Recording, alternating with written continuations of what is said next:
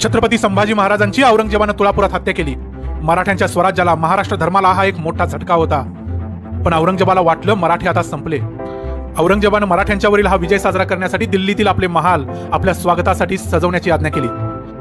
ज्या शेख निजामाने म्हणजे मुकर्रब खानाने संभाजीराजांना पकडून दिले, त्याला वाटले आता संपूर्ण दख्खन आपल्याच हाती राहील। कारण संभाजीराजांना पकडून दिल्यापासून औरंगजेबाच्या दरबारात शेख निजामाचं वजन वाढत चाललं होतं।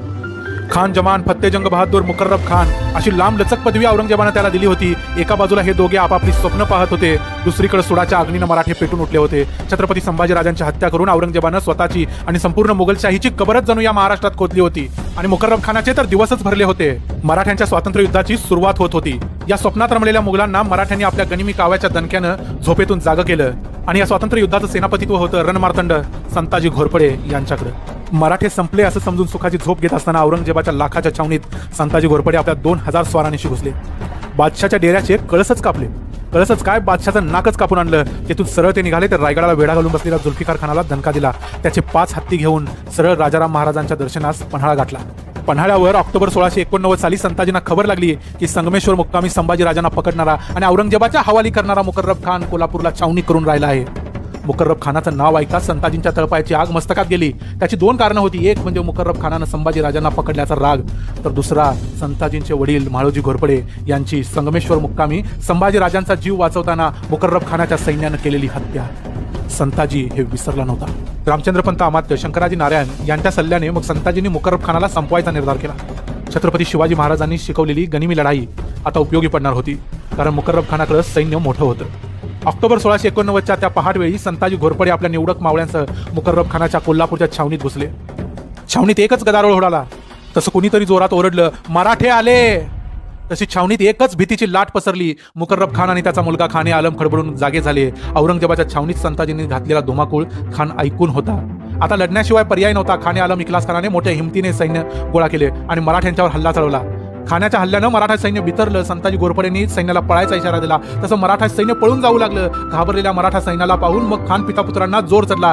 संताजीला आज संपवायचंच अशा जिद्दीनं मग ते दोघेही पन्हाळ्याच्या दिशेने पळणाऱ्या मराठ्यांचा पाठलाग करू लागले। मराठे पुढे, खान मागे अशी ही स्पर्धा चालली होती। मराठ्यांचे सैन्य पळता पळता पन्हाळ्याच्या पायथ्याशी असलेल्या किर्र झाडीत जंगलात पोहोचले। तसं मराठा सैन्य थांबले। पळणारं मराठ्यांचं सैन्य अचानक थांबलं। तसं मुकर्रब खान चपापला। तो जे समजायचं ते समजला।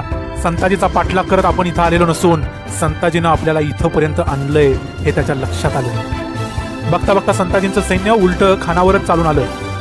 जंगलातील झाडीच्या आडोशानं लपलेल्या मराठा बरकंदाजांनी मग मुघलांच्या सैन्यावर एकसारखा गोळीबार चालू केला। बहिरची घोरपडे, विठोजी चव्हाण यांच्या ताज्या दमाच्या सैन्यानंही आता लढाई उडी घेतली। तसं मग मुकर्रब खानाचं सैन्य कोल्हापूरकडे पळायला लागलं। पण आता लढाई टाळता येणार नव्हती। संताजींच्या सैन्यानं अखेर मोगलांना थांबवलंच। एकच कापाकापी सुरू झाली। मुकर्रब खान आणि खाने आलम आता संताजींच्या तावडीत सापडले होते। तुंबळ हाणामारी झाली। मराठे बेभान होऊन लढत होते। मुकर्रब खान आणि त्याचा मुलगा खाने आलम दोघांच्यावरही तलवारीचे कधीही न भरून येणारे घाव झाले होते। पण तेवढ्यात खानाचं ताज्या दमाचं सैन्य कोल्हापूरहून आलं। त्यांनी जखमी अवस्थेत असणाऱ्या मुकर्रब खान आणि खाने आलमची सुटका केली आणि कोल्हापूरकडे पळाले। औरंगजेबाचा एक इतिहासकार ईश्वरदास नागर आपल्या फुतुहाते आलमगिरी या ग्रंथात म्हणतो, मराठे कोल्हापूर भागात पसरले। खान जमान फतेजंग खान म्हणजे शेख निजाम म्हणजेच मुकर्रब खान हा त्याच्यावर चालून गेला। कोल्हापूरजवळ मराठ्यांचे व मोगलांचे तुंबळ युद्ध झाले। 1 प्रहर आणि 4 घटकांपर्यंत हे युद्ध चालले होते। मराठ्यांचे सुमारे 700 सैनिक ठार झाले, मोगलांचे 400 सैनिक ठार झाले। या युद्धात खान जमान व त्याचा मुलगा खाने आलम यांना तलवारीच्या आणि भाल्याच्या गंभीर जखमा झाल्या। ज्या वेळेला ही लढाई चालू होती त्याच वेळी शंकराजी नारायण यांच्या नेतृत्वाखालील 3ऱ्या तुकडीनं मुकर्रब खानाची कोल्हापुरातील छावणी लुटून फस्त केली। जखमी अवस्थेत रणमैदान सोडून पळालेल्या मुकर्रब खानाने औरंगजेबाला आपण विजयी झाल्याचे कळवले। औरंगजेब बादशाहने देखील मग खुश होऊन सेबॅस्टियन नावाचा एक फिरंगी डॉक्टर त्याच्या जखम्यांची शुश्रूषा करण्यासाठी पाठवून दिला।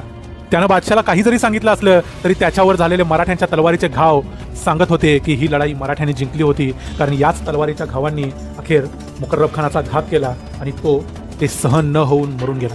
फितुरीने कुतुबशाही बुडवणारा आणि औरंगजेबाच्या चाकरीत राहून दख्खनवर राज्य करायचं स्वप्न बघणारा आणखी एक खान संताजींनी महाराष्ट्राच्या मातीत गाडला। आपल्या राजाच्या आणि वडिलांच्या हत्येचा बदला संताजींनी पूर्ण केला। त्यानंतर पुढच्या 6च महिन्यात मराठ्यांनी कोल्हापूरपासून पुण्यापर्यंतचा संपूर्ण प्रदेश पुन्हा आपल्या ताब्यात आणला। संताजींच्या या कार्याचे वर्णन करताना एका संधीत रामचंद्रपंत अमात्य म्हणतात, संताजीने राजश्रीच्या पायाशी बहुतच एकनिष्ठा धरून इमानास खता न करता जमाव करून शेख निजाम म्हणजेच मुकर्रब खान, सरजा खान, रणमस्त खान, जानिसार खान ऐसे उमदे वजीर बुडवले। जागा जागा गनिमास कोटगा घालून नेस्तनाबूत केला आणि देश सोडवला। राजरक्षणतेच्या प्रसंगास असाधारण श्रम केले, औरंगजेबास दहशत लावली. संताजींच्या या असाधारण विजयाचे कौतुक केशव पंडितांनी आपल्या राजारामचरितम या ग्रंथात देखील केले आहे. ही तर नुसती सुरुवात होती. आता तर संताजींचं नाव ऐकून फक्त औरंगजेब खडबडून झोपेतून जागा होत होता. पुढे तर औरंगजेबाची घोडी सुद्धा संताजींच्या नावानं हाय खाऊन पळणार होती.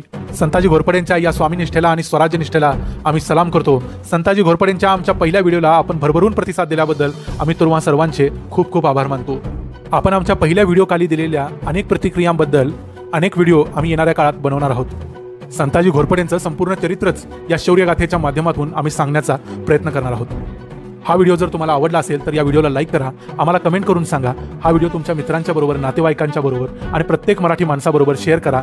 पुन्हा भेटू अशाच एका व्हिडिओमध्ये. तोपर्यंत जय हिंद, जय महाराष्ट्र.